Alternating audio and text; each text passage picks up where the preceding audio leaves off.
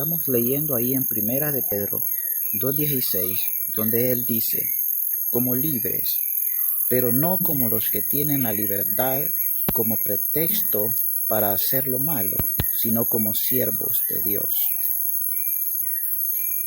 Entonces, esa expresión, como libres, es la expresión más gloriosa que el apóstol Pablo dice. Es la realidad, como libres. Y si diciendo el apóstol, como libres, es porque no solamente es como libres, sino porque hay una libertad que hemos recibido en Cristo Jesús. Como libres implica no como libres de Dios, pues somos esclavos de Cristo. Cuando Pablo decía siervo de Jesucristo, se refería a esclavo de Jesucristo. Entonces la libertad que tenemos en Dios como libres es que nos da libertad somos libres en Cristo Jesús, porque el reino de Cristo, recordemos que es un reino. Él dijo, cuando Él vino a este mundo, Él dijo, mi reino no es de este mundo. Si mi reino fuera de este mundo, mis servidores pelearían para que yo no fuera entregado. Pero mi reino no es de este mundo. Entonces es un reino espiritual. Y nosotros, dice la palabra, que somos un sacerdocio de reyes. Entonces, como libres, porque pertenecemos a un reino, el cual es celestial.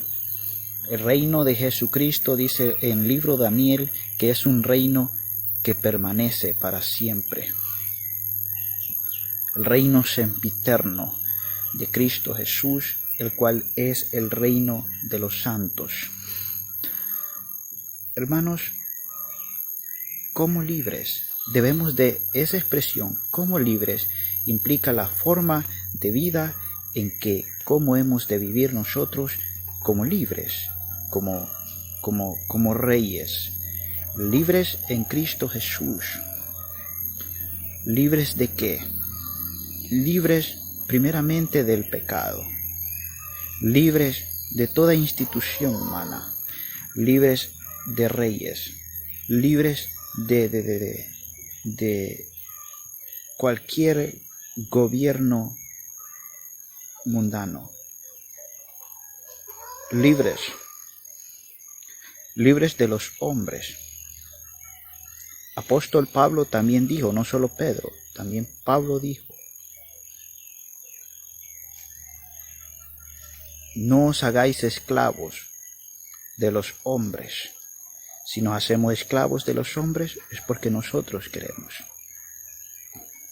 Si nos esclavizamos a los hombres solamente, si nos esclavizamos a los hombres, nos desligamos de Cristo. Porque hay un mal que hay en el hombre. Entonces por eso Jesús no enseñó solamente amarás a tu prójimo, sino también dijo, el que no aborrece a su padre y a su madre. Es decir, el hijo obediente es el que se sujeta primeramente a Dios. La sujeción que le debemos a nuestros prójimos, al hombre, es solamente como resultado de aquella obediencia que se le merece a Dios, al bien, a la verdad. Luego de eso somos libres en Cristo Jesús aún de toda organización religiosa, libres de pastores. En Cristo Jesús la libertad Él nos la da para que vivamos como libres, como dijo el apóstol Pedro. Pero no hemos usado nosotros de esa libertad, no vivimos con esa libertad que nos enseña la palabra de Dios.